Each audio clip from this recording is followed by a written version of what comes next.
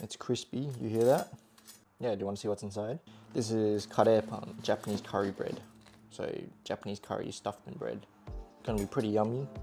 I got a bowl of the curry that's, you know, all leftovers I made the other day. Now, to recap, you need to make Japanese curry. So I had potatoes, carrots, and onions. I chopped them into chunks, chopped garlic nice and fine. I sauteed my onions. I seared my beef so it's nice and brown. There's fond at the bottom.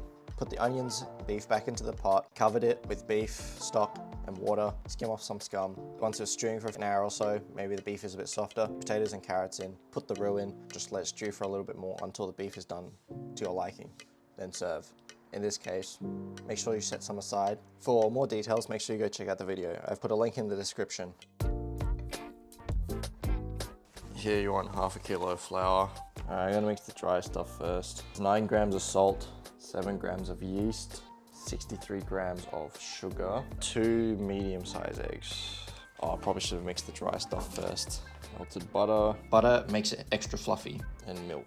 You add salt for taste, and sugar makes it moist and chewy in terms of texture. Milk does contribute to this too. Just do what I'm doing, just fold it over and then like use the heel of your palm, squish it into itself.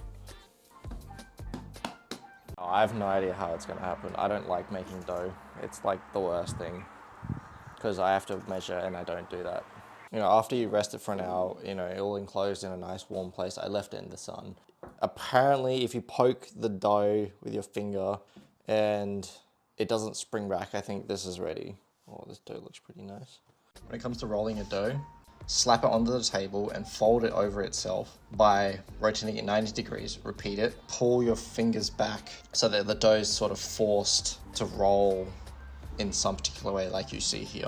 Like, let's just pretend you have extra dough because you didn't have enough curry. Gonna make some little ones. We'll just let this sit for about 20 to 30 minutes. Hopefully it rises a bit more. After some time has passed and you let it rest for a bit, we're gonna stuff this with curry. I don't have a roller, so I'm just gonna use a bottle of wine. It's better to make the edges a bit thicker so they will make them more resilient to, you know, exploding. 1.5 heaped tablespoons in. Just roll it over. Make sure you don't get any of the oil of the curry on the edges, otherwise it's gonna be impossible to seal. Please, for the love of God, don't overfill it. It's like impossible to recover.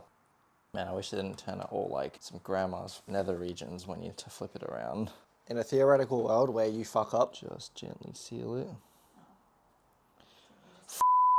What you need to do is pretty much wipe the seam with tissue.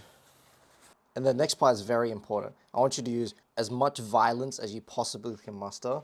And I want you to pinch and sort of twist it, force it together. Sort of as if you're scratching your nuts. Do that light, like sort of pinching action, if that makes sense. Now you must be wondering what I'm gonna do with these.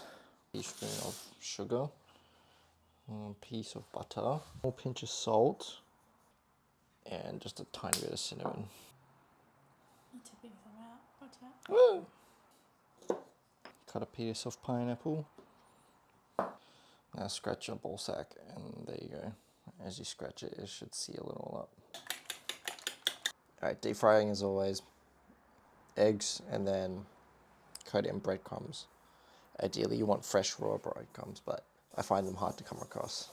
Because if you push, it's going to go everywhere, and I'm not going to have the tolerance for it.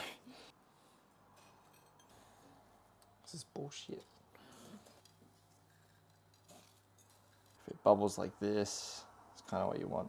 Let's just try a small one. In terms of temperature, I think about, depending on the size, but about 160. That looks dangerous. It's gonna pop. Yeah, I'm scared. It popped up a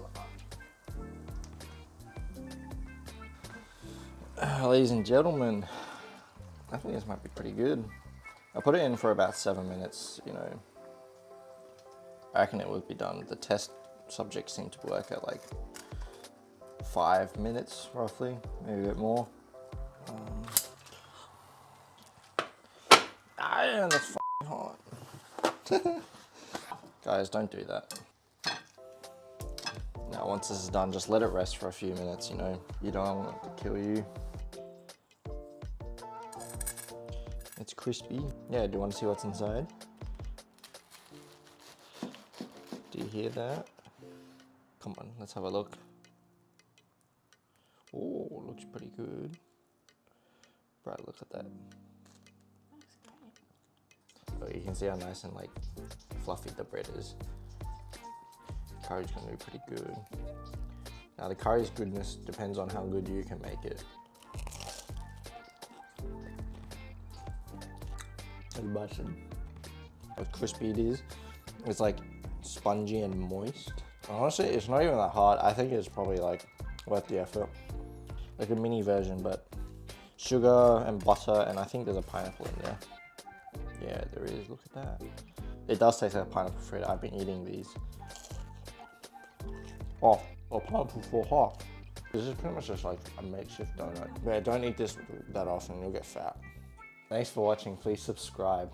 I can bring you content that my parents don't know about so that they don't yell at me for doing this instead of hunting for a job.